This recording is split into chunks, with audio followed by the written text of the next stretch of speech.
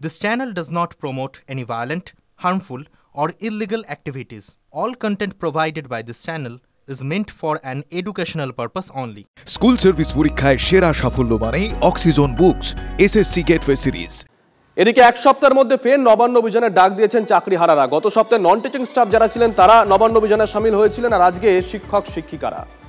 যোগ্য এবং অযোগ্যদের তালিকা প্রকাশ করতে হবে, রিভিউ পিটিশনের মাধ্যমে হারানো চাকরি ফিরিয়ে দিতে হবে। মূলত এই দুটো দাবিতেই আজকে নবান্ন অভিযানে ডাক দিয়েছে যোগ্য শিক্ষক শিক্ষিকা অধিকার মঞ্চ।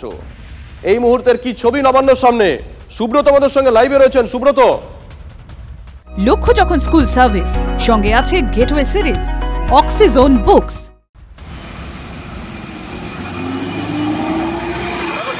একেবারে ঠিক কথা বলেছো। আমি নবান্ন থেকে অনতি দূরে ফরদর রোডে রয়েছি, অর্থাৎ নবান্ন যাওয়ার অভিমুখের যে রাস্তা, সেই রাস্তায় কিন্তু ব্যারিকেড করে দেওয়া হয়েছে এবং পুলিশের তরফ থেকে কিন্তু সেই ব্যারিকেড আরও জোরালো করা হচ্ছে।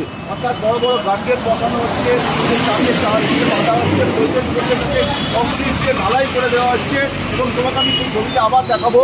এখানে রাস্তার মধ্যে কিন্তু সাপোর্টিং সিস্টেমের জন্য রাস্তায় গর্ত করে এটাকে মজবুত করা হয়েছে। অর্থাৎ এই যে চাকরি হারারা, তারা শিক্ষক শিক্ষিকারা তারা যখন নবান্ন অভিমুখে যাত্রা করবে তখন যাতে কোনোভাবেই নবান্ন যেতে না যেতে পারে তার কিন্তু একেবারে আটো নিরাপত্তা ব্যবস্থা করেছে হাওড়া সিটি পুলিশ। শুধু ফরদর রোড না, হাওড়া শিবপুর, কাজীপাড়া, হাওড়া ময়দান থেকে শুরু করে নবান্ন যে অঞ্চল, নবান্ন যে যাওয়ার যে রাস্তা, সেই রাস্তা পুরো ব্যারিকেড করে দেওয়া হয়েছে এবং পুলিশের পরস্ত কর্তারা তারা কিন্তু দফায় দফায় সেই পর্যবেক্ষণ করছেন। এবং সকাল থেকে বলতে পারি তোমাকে বৃষ্টির মধ্যে কিন্তু এই ব্যারিকেড আটো করার কাজ এই মুহূর্তে চলছে। এবং হাওড়া সিটি পুলিশের পক্ষ থেকে কিন্তু কোনোভাবেই যাতে চাকরি যারা দাবি করছেন বা চাকরি হারারা, তারা শিক্ষক শিক্ষিকারা তারা কোনোভাবে। সুব্রত, নজর থাকবে গত সপ্তাহে নন টিচিং স্টাফ যারা আছেন, শিক্ষাকর্মী যারা আছেন, তারা নবান্ন অভিযানে ডাক দিয়েছিলেন। এইরকমই বৃষ্টি পড়ছিল, কিন্তু তাদের সংখ্যা ছিল কম। আজকে শিক্ষক শিক্ষিকারা নবান্ন অভিযানে ডাক দিয়েছেন, তাদের সংখ্যা কিন্তু অনেকই। দেখা যাক কতজন আজকে রাস্তায় নামেন। তবে পুলিশের কাছে নিশ্চয়ই কোনো খবর আছে, তাই তার আগে থেকে আটোসার নিরাপত্তায় ব্যবস্থার দিকে জোর দিয়েছে। নবান্ন চত্বর কার্যত দুর্গে পরিণত হয়েছে।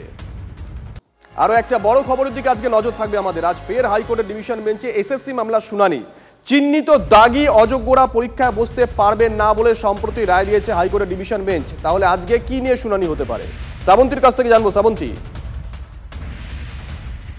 যেহেতু দাগি তারা এই পরীক্ষায় বসতে পারবে না বলে নির্দিষ্ট রায় দিয়েছে ডিভিশন বেঞ্চ, এখন যে মামলা হয়েছিল তার মধ্যে আরো বেশ কিছু আর্জি ছিল। তার মধ্যে অন্যতম হলো 10 নম্বর অতিরিক্ত দেওয়া এবং বয়সের ছাড়। আদৌ কি এক্ষেত্রে যে নতুন নোটিফিকেশন যদি আদৌ হয় সেখানে নাকি এগুলোর উপরে ছাড় থাকবে, তার উপরেই আর্জি জানিয়েছিলেন মামলাকারীরা। সেই বিষয়গুলি আজকে নির্দিষ্ট হতে পারে। ফলে যারা যোগ্য চাকরি প্রার্থী এবং যারা প্যানেলিস্ট ছিলেন কিন্তু চাকরি পায়নি গোটা প্যানেল ভুলের জন্য, আজকে সেই সমস্ত আইনজীবীদের বক্তব্য শুনবে ডিভিশন বেঞ্চ। এবং সেক্ষেত্রে আজকের মামলার শুনানি শেষ হয়ে যেতে পারে, রায়দান স্থগিত হতে পারে, অথবা বেশ কিছুটা সময় দিয়ে একই দিনে রায় দিতে পারে ডিভিশন বেঞ্চ। শুভজিৎ, ধন্যবাদ।